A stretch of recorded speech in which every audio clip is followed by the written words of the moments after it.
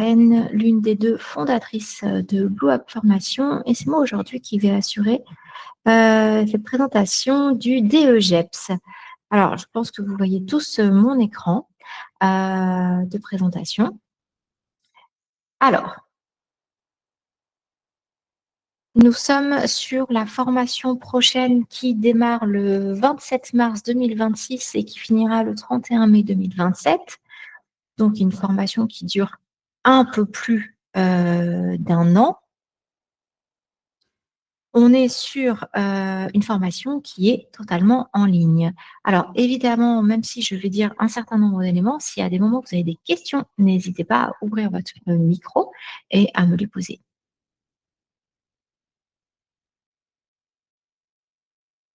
Alors, je vais commencer par vous présenter l'équipe pédagogique qui travaille sur le DEGEPS.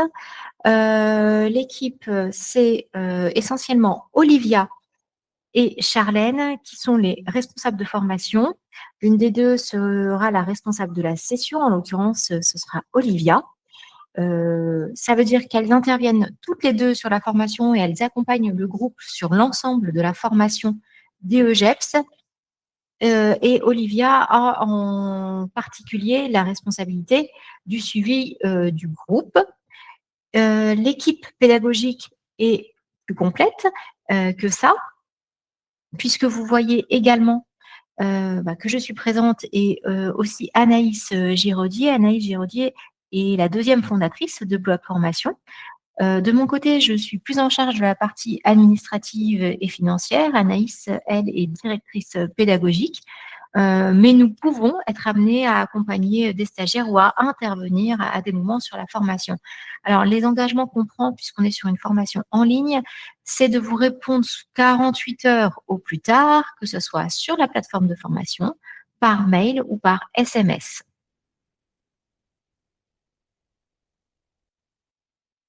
Alors, cette formation du DEGEPS, depuis sa réforme fin 2024, nous sommes sur une formation qui a 4 blocs de compétences.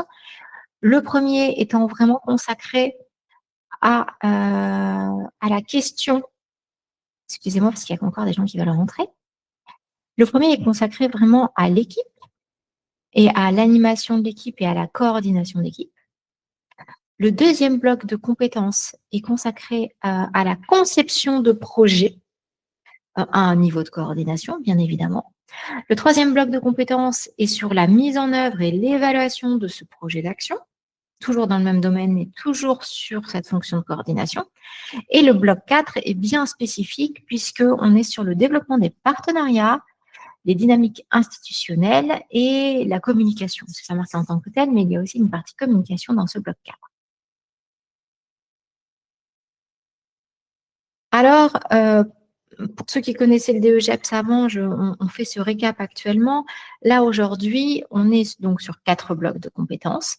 La formation totale pour avoir le diplôme global, c'est bien de valider les 4 blocs de compétences.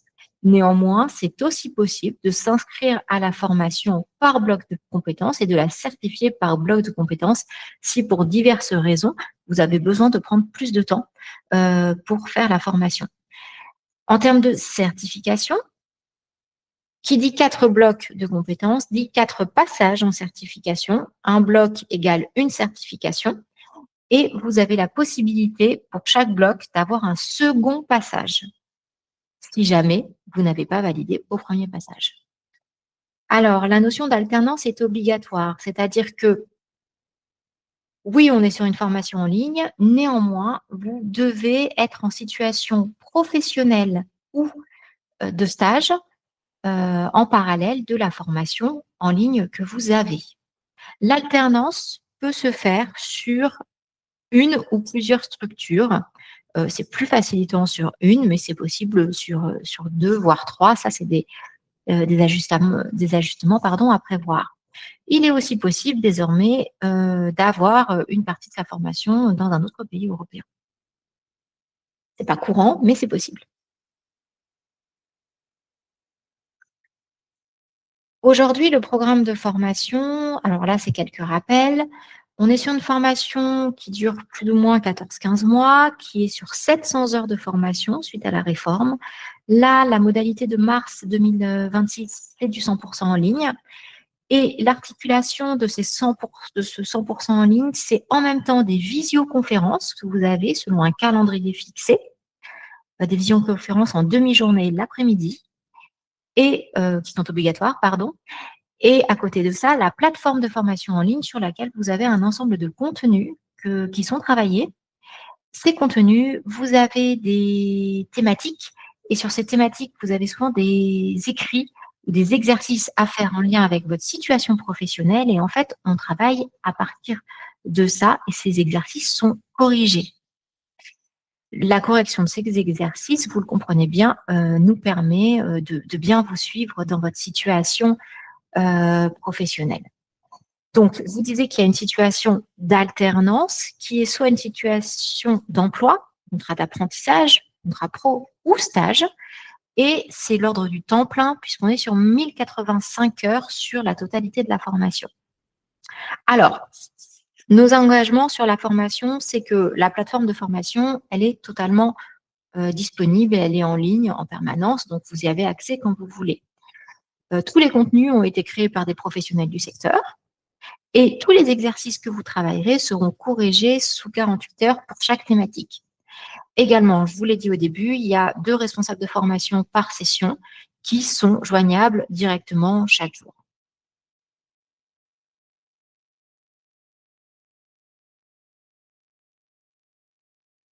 Alors, pour comprendre un peu le schéma, si on souhaite s'inscrire sur une formation, il y a 3 étapes au départ, c'est-à-dire que sur notre site internet ou par envoi de mail, vous aurez le dossier d'inscription. Le dossier d'inscription, il faut le remplir, y mettre les éléments obligatoires, c'est-à-dire qu'il y a des prérequis obligatoires à la formation.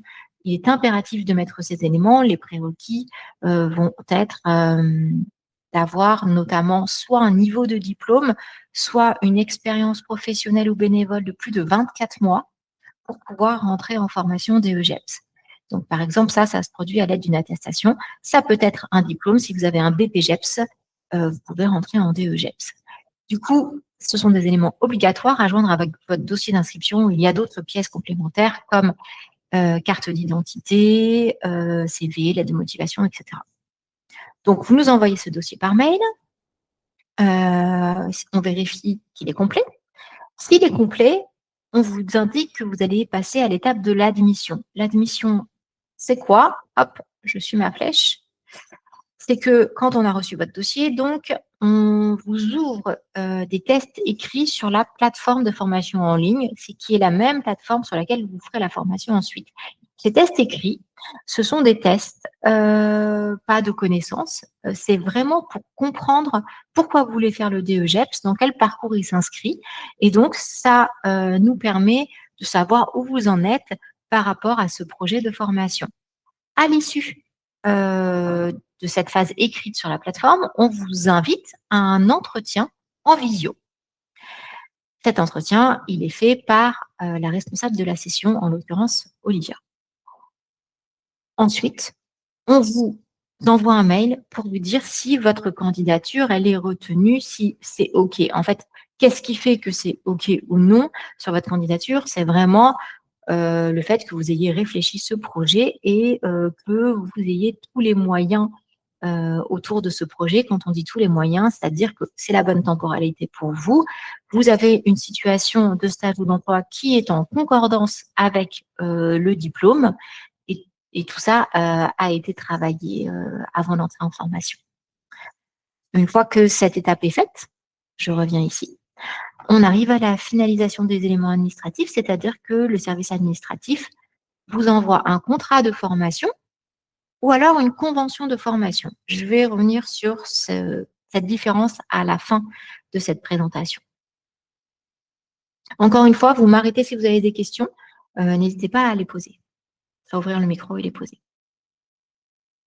Alors, petit conseil par rapport aux écrits, vous avez des questions qui sont à traiter les unes après les autres. Donc, quand vous irez sur ce test, vous voyez l'ensemble des questions, mais vous ne pouvez pas passer à la suivante et vous ne pouvez pas revenir en arrière une fois que la réponse a été envoyée.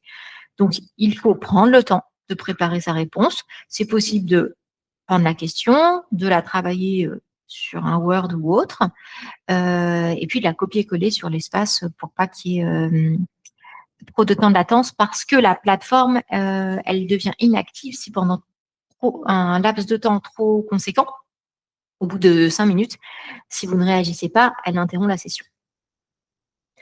Et lisez bien les questions, prenez le temps de bien détailler vos réponses, c'est important pour nous, pour bien comprendre votre projet.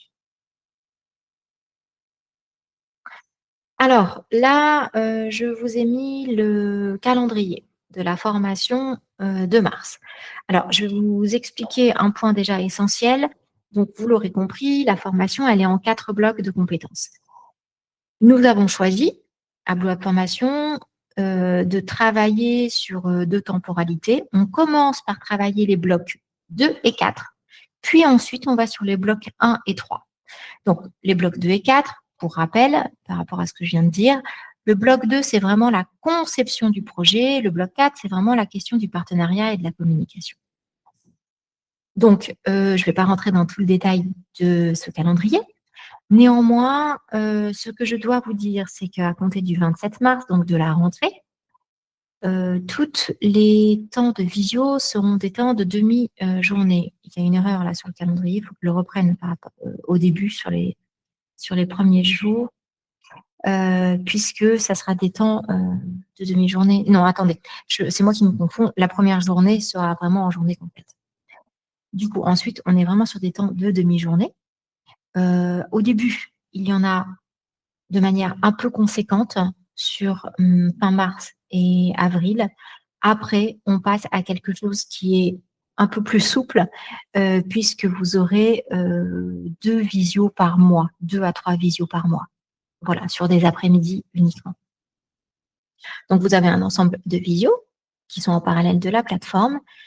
Et le premier temps de passage des blocs, excusez-moi parce qu'on ne voyait plus, de tout en bas, des blocs 2 et 4, ça sera le 30 novembre. Donc, déjà, entre mars et novembre, on travaille sur les blocs 2 et 4 et vous aurez une première certification le 20 novembre. Comme vous pouvez le voir dans ce calendrier, on vous accompagne aussi sur vos écrits, puisque vous avez une personne qui sera référente de vos écrits. Il y a des temps de rendu de dossier pour que l'équipe puisse vous faire des retours sur vos écrits professionnels. Et puis, vous aurez aussi des temps d'oro blanc en vue de la préparation de la certification. Deuxième temps de la formation, c'est donc de décembre à mai, où là, on va aller travailler les blocs de compétences 1 et 3. Avec pareil, un passage des blocs 3 et 1 le 2 avril 2027. Et à l'issue de la formation, si vous n'avez pas validé certains blocs, il y a ce fameux deuxième passage qui sera le 31 mai 2027 pour l'ensemble des blocs. Alors, on y retrouve quoi dans cette formation en termes de contenu? On a scindé la formation en 5 chemins, on appelle ça chemin sur notre plateforme. Alors, celui-ci, ce sont des contenus de formation qui sont vraiment transversaux à tous les blocs de compétences. Donc, vous avez ces contenus courts, hein, comme vous voyez, développement durable, public en exclusion, tout autour des publics, fonctionnement de certaines structures, on va dire, qui sont des blocs, qui sont des modules de formation, pardon, que vous pouvez appréhender tout au long de la formation. Là, il y a une forme de liberté d'acquisition des contenus sur cette partie, sur cette thématique.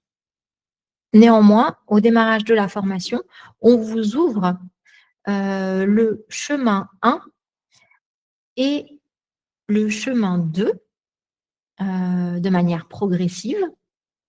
Donc, le chemin 1 et le chemin 2 permettent de travailler les blocs de compétences 2 et 4. Dans le chemin 1, il y a beaucoup d'éléments qui sont liés du coup sur de la conception de projet, et pareil sur le chemin 2, et aussi, vous pouvez le voir, quand on voit le bénévolat, animer une réunion, etc., on est plutôt là sur la partie bloc 4. Donc, on a fait le choix de les travailler conjointement pour vous permettre de travailler aussi ces compétences de manière conjointe. Donc ça, c'est tous les contenus qui seront vus sur la formation sur les blocs 2 et 4. À chaque fin de chemin, on fait une évaluation formative. C'est une sorte de grand quiz qui reprend tous les modules que vous avez vus pour vérifier tant auprès de vous qu'auprès de nous que vous avez bien compris les éléments et qu'il n'y a pas d'éléments qu'on doit reprendre avec vous, que c'est clair. Il y aura la même logique sur la deuxième partie de la formation avec le bloc de compétences 1 et 3 qui, chez nous, s'articule sur le chemin 3 puis le chemin 4 avec toujours un ensemble de contenus vus en ligne et une évaluation formative pour vérifier. Une fois que vous aurez fait tous ces contenus, vous serez à l'issue de la formation. Les contenus des chemins sont dans un ordre chronologique et il faut vraiment tous passer les uns après les autres. Donc, il y a vraiment une vraie formation en ligne à réaliser et les exercices projets qui existent dans ces contenus nous permettent de vérifier votre compréhension du contenu par rapport à ce que vous vivez, ce que vous faites sur le terrain professionnel. Donc, un peu plus en détail sur la question des modalités de certification. Donc, je vous le disais, on commence par les blocs 2 et 4. Pour chacun des blocs, vous aurez un dossier de 15 pages à écrire, maximum. Et on travaillera aussi sur une soutenance orale où vous aurez 15 minutes de présentation avec support, puis 30 minutes d'échange avec le jury. Donc, pour ça, que ce soit, en fait, pour chaque bloc, c'est un peu la même chose. Je vais revenir en détail, mais dans tous les cas, bloc 2, bloc 4, c'est exactement la même chose. Et donc, le premier passage, je me suis trompée, excusez-moi, sur les dates de certification, c'est pas les bonnes, je les modifierai. C'est pas les bonnes sur cette présentation, c'est d'autres dates, comme je vous l'ai dit tout à l'heure. Les certifications peuvent avoir lieu en visio ou en présentiel dans nos locaux, donc en région parisienne. Ça sera à votre choix, à votre convenance. Sur le bloc 3, on va être également sur un dossier écrit de 15 pages et une soutenance de 15 minutes et échange de 30 minutes. La petite particularité de la certification, c'est sur le bloc 1, où on doit vous voir en situation d'accompagnement d'une équipe et de formation d'une équipe. Pour ça, on va vous demander de faire une action d'animation d'équipe ou d'accompagnement ou de formation et de la filmer. On s'appuiera sur ce film, mais aussi sur un dossier de 10 pages pour la soutenance. Alors, la vidéo, c'est vraiment une vidéo qui ne vous demande aucune capacité technique. C'est vraiment une caméra posée où finalement le jury vous observera sur une action qui durera entre 30 minutes à 1h15 maximum. Et donc, il y aura un dossier de 10 pages également à faire. Puis vous défendrez le tout sur une soutenance qui dure 15 minutes, 30 minutes d'échange. Pour les blocs 1 et 3, on est également sur les mêmes modalités, c'est-à-dire que vous pouvez passer cette certification en visio ou en présentiel. Alors, ce n'est pas les bonnes dates là dans mon tableau. Je mettrai à jour avant de vous envoyer ce support de manière adaptée. Je voulais revenir sur un élément important qui souvent peut être questionné, c'est la notion de projet. Alors, sur une structure, on va vous demander de développer un projet de coordination. Il y a quelques points importants à prendre en compte. On est dans le secteur socio-éducatif, culturel et ou sportif. Et donc, dans ce cadre, c'est important que le projet ait forcément une dimension éducative, que ce projet doit être utile à la structure, qu'il est réalisable, voire que pendant le temps de la formation, il soit complètement réalisé.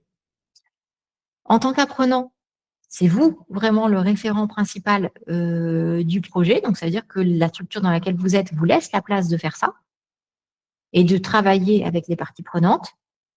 Et évidemment, le projet doit être en lien avec le projet plus global de l'établissement.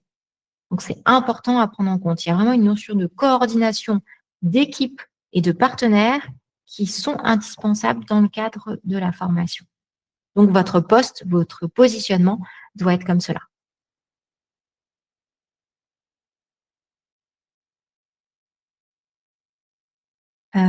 Plus en détail, pendant la formation, vous devez être en mesure d'appréhender le projet totalement, de coordonner une équipe de diag, une équipe projet, d'établir un diagnostic, donc il faut une temporalité pour ça, d'établir un rétro-planning et un plan d'action, de piloter le projet et vraiment qu'on puisse vous laisser l'espace de développer, de consolider une dynamique partenariale avec des partenaires. Ça, c'est vraiment très important. Si vous êtes en situation d'emploi, il faut absolument appuyer là-dessus. J'ai mis cette slide parce qu'il y a un élément important. Il est obligatoire sur nos formations d'avoir un tuteur ou un maître d'apprentissage. Ce tuteur ou maître d'apprentissage, c'est quelqu'un qui va vous permettre, qui va vous guider finalement sur l'année, qui va pouvoir identifier vos difficultés, vous aider en ce sens, faire des points réguliers avec vous, vous accompagner sur la posture de coordination, mais aussi sur le projet, vous suggérer des éléments possibles de solutions et faire le lien entre la formation et votre positionnement et votre montée en compétences.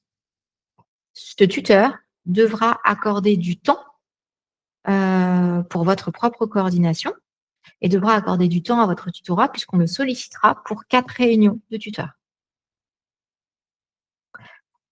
Ce tuteur, il peut être directement sur la structure ou il peut être à un niveau N+1, chef de service ou autre, c'est possible tant que c'est quelqu'un qui quand même peut vous suivre, même si ce n'est pas au quotidien. Les prérequis de ce tuteur, c'est qu'il doit avoir soit un diplôme équivalent ou plus élevé que le DEGEPS, soit qu'il doit être en situation de coordination de projets et d'équipes depuis plus de 5 ans. S'il n'a pas le diplôme.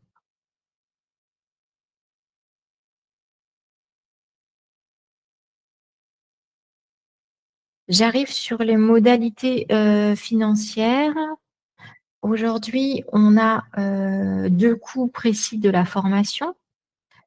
8 050 € si la formation, elle est financée par l'employeur, les OPCO, le CPF de transition. Elle va être à 6 300 € si c'est un financement personnel ou France Travail ou par la région ou directement uniquement par votre CPF. En ce qui concerne les contrats d'apprentissage et les contrats de professionnalisation, nous appliquons le coût contrat qui est défini par les OPCO.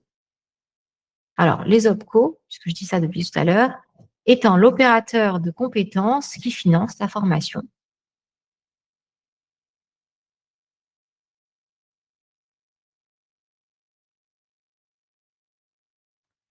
Je suis arrivée au bout de ma présentation. J'arrête mon partage et je reviens à vous pour toute question que vous auriez.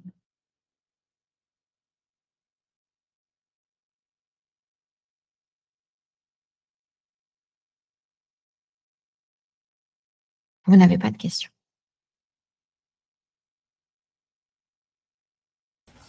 Si, oui, je vais avoir une petite question. Oui. Moi, je suis dans une structure qui est assez fragilisée aujourd'hui.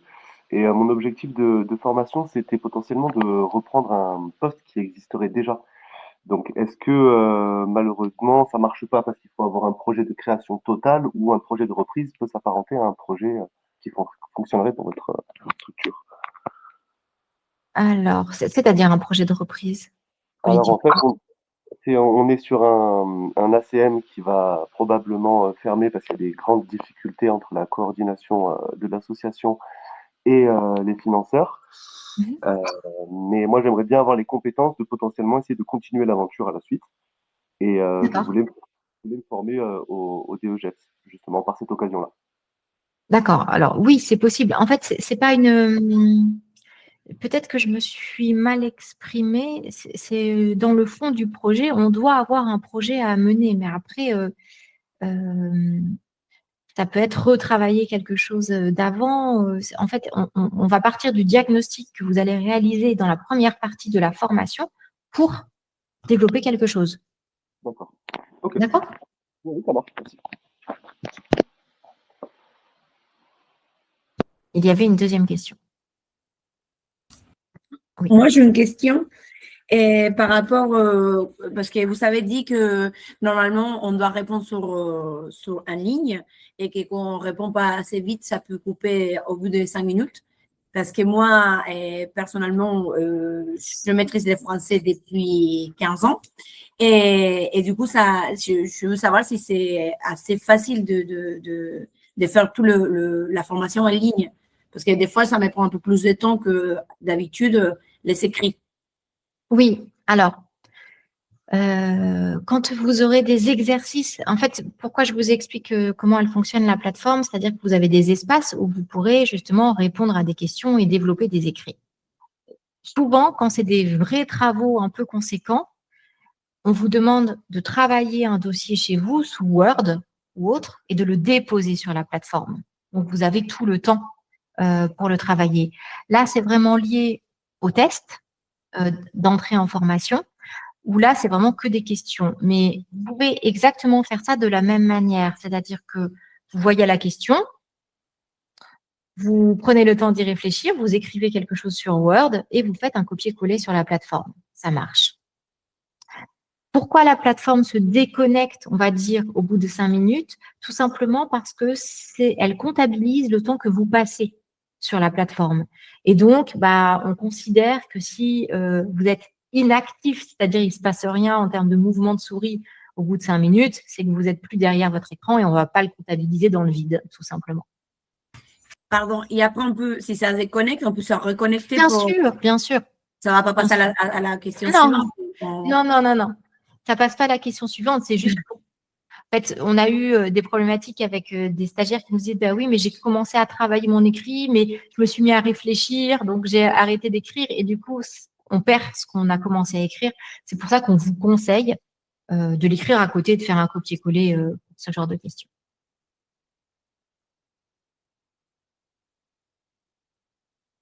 À partir de quelle date les inscriptions sont-elles ouvertes? Bah, c'est ouvert. Les inscriptions pour mars sont ouvertes. Comme la formation démarre le 27 mars, vous pouvez envoyer votre dossier d'inscription jusqu'au 27 février, un mois avant.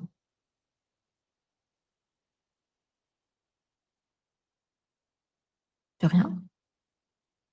Bonjour. Bonjour. J'avais une petite question concernant l'entrée en formation. Actuellement, je suis employée dans une structure, mais je n'ai pas l'assurance d'avoir un financement OPCO de la part de mon employeur. Oui. Cependant, j'ai déjà repoussé mon entrée en formation de 2 ans et donc cette année, j'aimerais vraiment rentrer, mais je n'ai pas encore le financeur réel. Donc c'est soit, mon employeur qui valide, mon entrée en formation, soit je passerai par mon CPF, mais je ne pourrai pas faire, f les 4 blocs, en passant par mon CPF. Est-ce que je peux quand même, dès maintenant, envoyer un dossier de candidature ou il faut vraiment que j'ai la validation? Non, vous pouvez envoyer votre dossier de candidature dès à présent. En fait,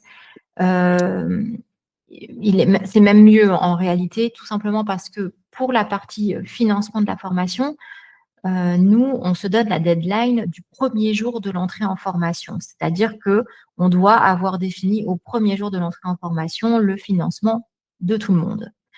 Mais du coup, avant, vous pouvez tout à fait envoyer votre dossier d'inscription, passer l'admission, et puis ça se définira si c'est votre employeur, si c'est votre CPF. Et si c'est votre CPF, en fait, plus tôt on le sait, mieux c'est dans le sens où on peut préparer avec vous quel bloc vous allez commencer cette année en formation. Ok, d'accord. D'accord. Super, merci. Madame Abbas Alima, vous avez levé la main. Oui, bonjour. Bonjour. Vous m'entendez bien? Oui. Oui. Du coup, moi, en fait, je ne suis pas du tout actuellement en structure. Je ne suis pas du tout, du coup, dans ce domaine-là. Mais j'avais juste une petite question au niveau du contenu. Il est totalement en ligne. Du coup, on a accès au contenu n'importe quand, c'est bien ça? Oui. Voilà. Alors, il y a les visioconférences où on doit être en visio obligatoirement. C'est tout ça? à fait. La formation, elle est sur une double temporalité, c'est-à-dire qu'on a tout ce qui est asynchrone, c'est-à-dire toute la formation en ligne qui est accessible en permanence, tout le temps. D'accord. Et les visios, qui sont vraiment obligatoires, qui, elles, sont les moments vraiment où on a tout le groupe ensemble derrière son écran au même moment. D'accord. Et du coup, on est à temps plein en structure. Oui, Ok. tout à fait. Voilà, c'était juste pour être au clair par rapport à la structure d'accueil, quoi. Bien sûr. Et par rapport au financement, j'ai une autre question. Moi, du coup, je vais passer par Transition Pro. Oui. Donc, les délais de dépôt de dossier, c'est 3 mois à l'avance. Donc là, ça va, il y a du temps. Mais du coup, pareil, au niveau des réponses, ça se passe comment? Vous, quand est-ce qu'on saura si c'est validé ou pas? Alors, quand vous envoyez votre dossier d'inscription et qu'il est complet, on va assez vite en fait sur la question de l'ouverture de la plateforme et de l'oral, ce qui nous prend à peu près 3 semaines en tout. Dans ce moment-là. Et effectivement, pour les dossiers de transition pro, il m'est impératif d'avoir le retour de l'équipe pédagogique sur votre entrée ou non possible en formation, puisque c'est des dossiers qui sont assez longs à monter et où je dois indiquer à Transition Pro si vous avez déjà validé votre entrée en formation. C'est ça. D'accord, ok. Parfait, merci. Merci. Alors, j'ai des questions. Peut-on faire le DEGEPS sans avoir fait le BPGEPS, mais en ayant une expérience professionnelle dans l'animation? Oui, c'est possible à partir du moment où vous pouvez justifier de 24 mois minimum d'activité professionnelle ou bénévole. Pour ça, il me faudra des attestations, employeur ou bénévole. Il peut y avoir plusieurs attestations pour couvrir les 24 mois. Combien de temps moyen mensuel prend le travail autonome sur la plateforme parallèlement au temps de visio? Alors, je vais vous le dire par semaine, en fait, ce temps-là. Le temps par hebdomadaire, il est entre 7 et 10 heures. Le minimum, c'est vraiment 7 heures. Donc, vous devez consacrer 7 heures par semaine à la formation en ligne. Mais c'est avec les visios. Par contre, ces 7 heures, c'est tout le temps. C'est-à-dire qu'il y a des semaines où vous êtes en visio, imaginons 2 après-midi, donc vos 7 heures sont couvertes. Si la semaine suivante, vous n'avez aucune visio, il faudra trouver tout de même 7 heures pour la partie en ligne. En fait, tout simplement, on a lissé les 700 heures et ça donne ça. Pouvons-nous nous accompagner? Attendez, c'est moi, Quentin, qui lit mal. Pouvez-vous nous accompagner si nous passons par France Travail afin que le financement puisse être effectué? Il nous semble qu'il y a un ordre à respecter. Oui, alors, pour les financements par France Travail, je vous invite à d'abord demander à votre conseiller France Travail si on doit passer par l'application de France Travail qui s'appelle Kéros et si on doit passer par le CPF. Normalement, par défaut, aujourd'hui, on passe par le CPF, c'est-à-dire que vous faites un devis sur le CPF moi, je le travaille, ce devis, où je donne les bonnes dates, etc., par rapport à la formation. Et derrière, ça demande à France Travail de compléter votre CPF. Et ils ont 3 semaines pour vous dire oui ou non. Mais parfois, certains France Travail préfèrent passer par leur propre application. Donc, c'est pour ça que je vous dis que le premier point d'ancrage, c'est quand même le conseiller. Et ensuite, évidemment, si c'est le financement, nous, on travaille avec vous sur ce sujet. Enfin, en l'occurrence, c'est même moi qui travaille avec vous sur ce sujet.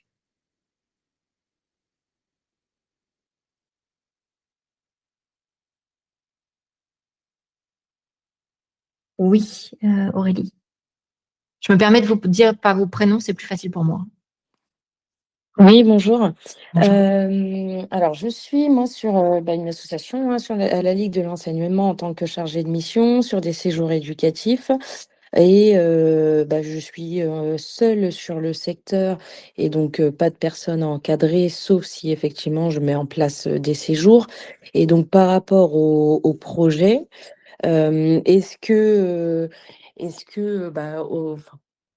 concrètement, est-ce qu'un séjour peut être un projet, étant donné qu'on travaille avec des partenaires, étant donné qu'il y a un recrutement qui est fait, est-ce que là, le projet, en fait, est valable pour pouvoir, en fait, répondre à ce bloc de compétences? Je ne sais pas si je suis claire. C'est que ça nécessite un peu plus de temps de travail de ma part pour vous dire, je ne peux pas vous dire oui ou non. Ouais. C'est pas aussi figé. Il faut voir les modalités plus précises par rapport à la situation. Ce qui est sûr, c'est que on est sur un projet qui nécessite de coordonner un ensemble d'acteurs, que ce soit des bénévoles, une équipe qui est votre équipe directe de travail ou une autre équipe de travail avec laquelle vous avez l'habitude de travailler, voire des partenaires. Donc ça, c'est les attendus de départ. Et surtout que le projet doit répondre à une problématique existante. C'est-à-dire qu'on part d'une problématique, on fait un vrai diagnostic avec des partenaires, avec des bénévoles, avec une équipe directe ou indirecte. Et puis, on trouve une idée de projet pour y répondre. Ok, oui, donc en fait, on n'est pas, je veux dire, dans l'obligation d'avoir une équipe encadrée durant toute la formation. Ça peut être de manière ponctuelle uniquement sur le projet. Oui, c'est possible. Ouais, d'accord. Ok. D'accord. Ok. Bon, merci. De rien. Avez-vous... Oui. J'ai obtenu la validation pour être entièrement pris en charge, mais il me semble que si je m'inscris avant, cela annule le financement de France Travail. Alors, je ne suis pas sûre de saisir, Quentin. Il n'y a pas de raison, en fait.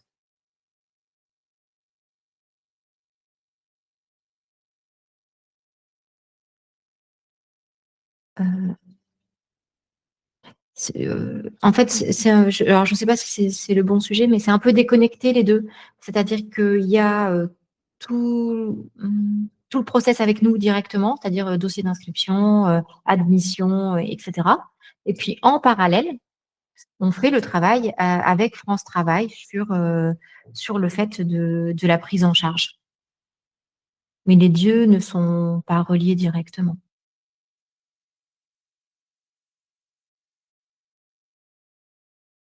Je pense qu'il faudrait que Quentin, vous puissiez nous envoyer un mail en direct avec les demandes et les besoins et relancer votre dossier d'inscription en même temps. D'accord. D'autres questions que vous auriez? Non? J'ai été claire. Ok. Alors, bien écoutez, si tout est clair, je m'arrête là. Donc, les inscriptions sont ouvertes. Là, à l'issue, je vais vous transmettre, il faut que j'aurais modifié les dates de certification, je vais vous transmettre le document de présentation ainsi que le dossier d'inscription et le programme et le calendrier. Comme ça, vous aurez tous les éléments pour pouvoir réfléchir de votre côté à la suite ou non de cette inscription. Il y a une dernière question. Si nous avons un BTS hors domaine de l'animation et une expérience de plus de 24 mois dans le champ de l'animation en tant que bénévole, les 2 justificatifs sont à transmettre? Bah oui, autant transmettre les 2, comme ça j'ai les 2 éléments et ça facilite votre inscription auprès de Jeunesse et Sport.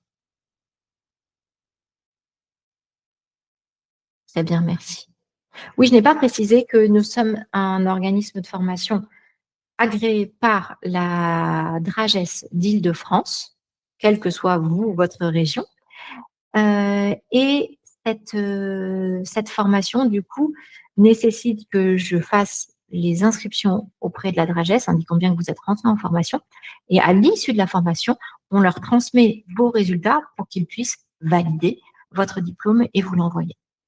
Voilà. Et en termes de qualité, nous sommes aussi certifiés Calliope, qui est vraiment l'estampillage qualité des organismes de formation, on va dire, et qui permet le financement des opérateurs comme le CPF, comme les OPCO, etc. Voilà. Je n'ai plus qu'à vous souhaiter une bonne journée et peut-être à bientôt. Merci.